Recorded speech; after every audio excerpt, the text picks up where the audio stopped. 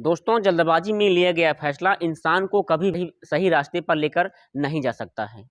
जब तक उस इंसान इस बात का उसे मालूम होता है कि मैंने गलत फैसला ले लिया है, तब तक बहुत देर हो चुकी होती है। इसमें कई लोग अपनी ज़िंदगियां तबाह और बर्बाद कर चुके होते हैं। सिवाय अफ़सोस के अलावा उनके पास कोई रास्ता नहीं होता है। आज की कहानी बिल्कुल ऐसी ही होने वाली है। नमस्कार दोस्तों, आप देख रहे हैं लिस्टन रवि स्टोरी, सच्ची घटनाओं पर आधारित कहानी। दोस्तों, मैं रवि। आज मैं जो आप लोगों को सच्ची कहानी बताने जा रहा हूँ, यह कहानी शुरू होती है मध्य प्रदेश से। दरअसल बात कर रहा हूँ उसी प्रदेश का एक जिला लगता है भिंडी। भिंडी जिले में एक पन्ना पैलेस होता है। उस पैलेस में चौथे नंबर पर 6 फ्लोर पर कमरा नंबर 301 होता है। उस कमरा नंबर 301 में रहने वाले यह कहानी विनोद जैन की है। 8 मार्च 2011 को सुबह सुबह विनोद जैन का बेटा प्रणय जैन वह अपना दरवाज़ा खोलता है। जैसे ही वह दरवाज़ा खोलता है तो अपने सामने दो लोगों को पाता है। इसके पहले कि उसका बेटा जो है उसे चीन पाता, दो लोग ताबड़तोड़ 5 गोलियां बरसा देते हैं, जिससे उसका बेटा जो है वहीं होटल में गिर जाता है। मौके का फायदा उठाकर जो दोनों शूटर थे वह खिड़की के माध्यम से कूदकर भाग जाते हैं। यह काम इतनी तेजी के साथ होता है किसी को भी मालूम नहीं चलता है। साथ ही साथ लोगों को यह भी नहीं समझ में आ रहा था कि यह गोली आखिरकार चल कहां से रही है। जब लोगों को गोली चलाने की आवाज़ सुनाई पड़ती है, जब विनोद इस गोली की आवाज़ सुनता है तो वह दौड़कर अपने कमरे में पहुंचता है। जब वह कमरे में पहुंचता है तो देखता है अपने बेटे को, तो देखता है उसका बेटा जो है वह खून से लथपथ नीचे गिरा पड़ा हुआ था। इसके बाद अपने बेटे को सीने से लपट कर वह जोर जोर से चिल्लाने लगता है। इसके बाद जो उसका बेटा था, मौके पर उसकी बेटी की मौत हो जाती है। जब विनोद जोर जोर से चीख चीख कर वह रो रहा था तो उस होटल में आसपास के लोग भी वहां पर मौजूद हो जाते हैं। उसमें से किसी व्यक्ति ने नज़दीकी पुलिस स्टेशन में सूचना देते हैं। जब ये सूचना पुलिस स्टेशन के पास पहुंचती है तो वहां के पुलिस अपने टीम के साथ उस होटल में पहुंच जाते हैं। होटल में जब वो पहुंचते हैं तो वहां पर वो डेड बॉडी को मुआयना करते हैं, तो पता चलता है कि जो प्रणय था उसको 5 गोली मारकर हत्या की गई है। इसके बाद जो पुलिस थी वह जो है डेड बॉडी को कब्जे में लेकर पोस्टमार्टम के लिए भेज देती है।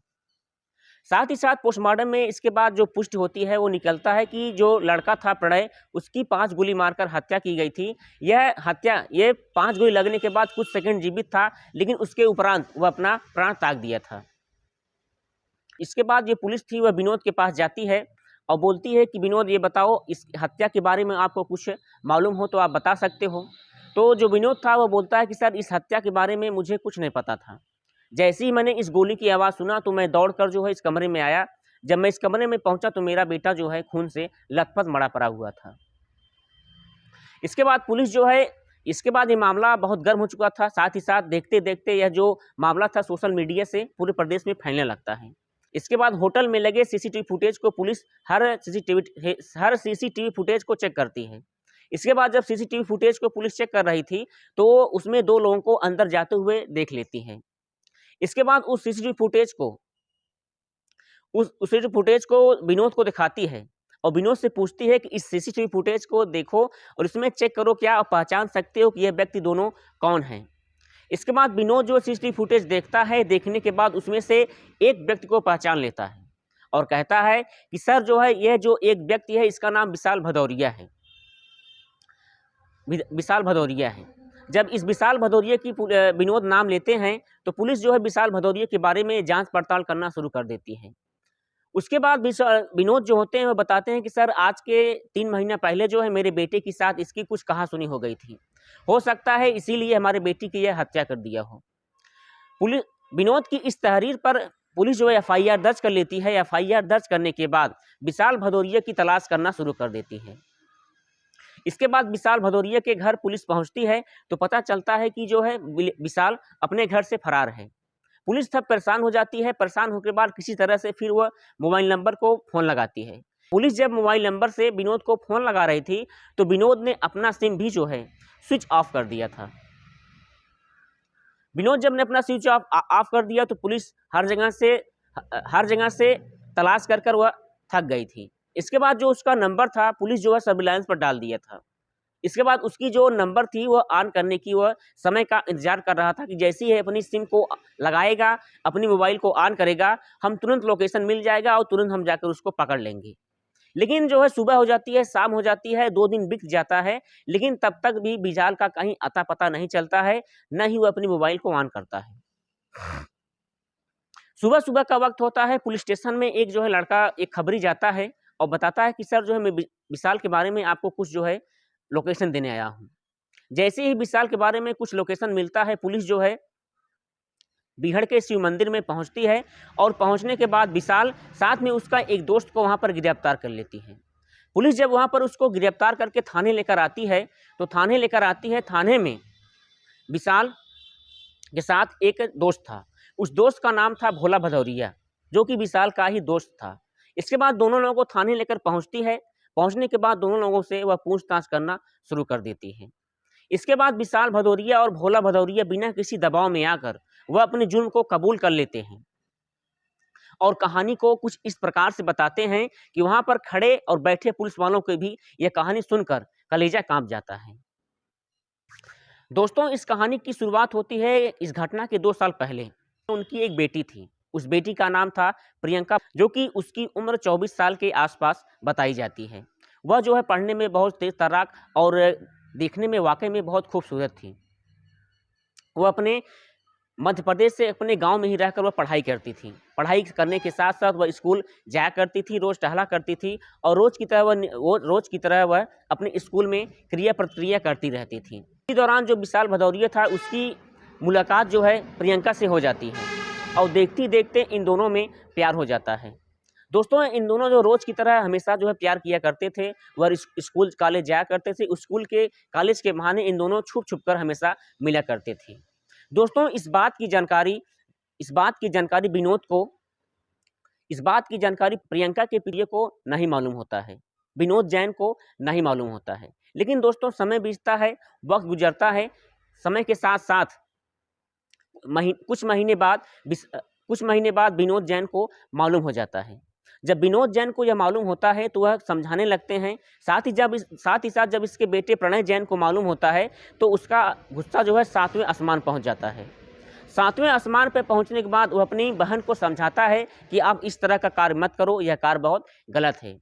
साथ ही साथ प्रियंका के माता पिता ऐसे लाख समझाते हैं, लेकिन लाख समझाने के बाद यह जो है छुप कर फिर विशाल भदौरिया से मिला करती थी। इसके माता पिता और इसका जो भाई था परेशान होकर वह जो है एक दिन मार्केट में घूम रहे होते हैं। साथ ही साथ ये दोनों पूजा और विशाल भदौरिया भी वह मार्केट में घूम रहे थे। इन दोनों को मार्केट में सरी बाजार में घूमते हुए विनोद जैन और इसका बेटा प्रणय जैन इसे देख लेते हैं। देखने के बाद इसकी वहीं बाजार में कुटाई कर देते हैं। जब इसकी वहाँ पर पिटाई कर देते हैं तो वह काफ़ी अपने आप को बेइज्जती महसूस करता है। वह उसके बाद वहाँ से बाजार से सीधा घर आता है। घर आने के बाद वह काफ़ी गुस्से में था, उसके अंदर भूत सवार था। इसके बाद अपनी सारी बात को अपने दादाजी को बताता है। जो इसके दादा थे, इसके दादा का नाम था बृजनारायण। बृजनारायण घी में आग डालने का काम करते हैं। अपने पोते को समझाने के बजाय वो जो है अपने पोते को बहुत चढ़ाते हैं, बढ़ाते हैं और कहते हैं अपने इस बेइज्जती का बदला बाप बेटे से आप जरूर लेना। तो वह काफ़ी गुस्से में था और कहता है कि दादाजी मैं अपने बदला कैसा लूँ। तो बोलते हैं चलो मैं आपको अपने इसी इलाके के एक डॉन तेज सिंह से मिलाता हूँ। इसके बाद जो उसके दादा थे बृजनारायण अपने पोते को साथ लेकर तेज सिंह से मिलाते हैं। जब इसी डॉन के तेज सिंह से मुलाकात होती है तो वह जो है कहता है यह कहानी आपकी बहुत लंबी चौड़ी है, काम तो हो जाएगा लेकिन आपको एक दोस्त की जरूरत पड़ेगी। तो विशाल का एक दोस्त था, उस दोस्त का नाम था भोला भदौरिया। वह जो है गुजरात में रहकर जो है एक प्राइवेट कंपनी में काम करता था। उसकी महीने की जो सैलरी थी 25 से 30 हज़ार रुपये होती थी। इसके बाद विशाल भदौरिया अपने दोस्त को फ़ोन लगाते हैं। फ़ोन लगाने के बाद सारी कहानियों को बताते हैं और जब कहानी बताते हैं तो उसका दोस्त बोलता है ठीक है कोई बात नहीं, आप जब काम लगे आप तुरंत मुझे याद करना, मैं गुजरात से सीधे आपके घर पहुंच जाऊंगा। इसके बाद अपना जो मित्र था भोला भदौरिया वहाँ से फ़ोन करके वह अपने घर बुला लेता है। बुलाने के बाद फिर तेज सिंह से उन दोनों फिर मुलाकात करते हैं। तो तेज सिंह कहते हैं कि आपके पास एक ही उपाय है, तुम दोनों जाओ घर में, उसे सरेआम गोली मार दो। तो विशाल भदौरिया कहता है कि मेरा गुस्सा 7वें आसमान पे है, लेकिन मैं इस तरह के कार्य करने के लिए किसी भी हद तक गुजर सकता हूँ। फिर वह किसी समय का इंतजार कर रहा होता है। इसके बाद तीनों एक मीटिंग रखते हैं। मीटिंग रखने के बाद उस षड्यंत्र को काम करने के लिए एक मीटिंग रखते हैं। वो कहते हैं कि जो है पन्ना पैलेस में इस घटना को अंजाम दिया जाए।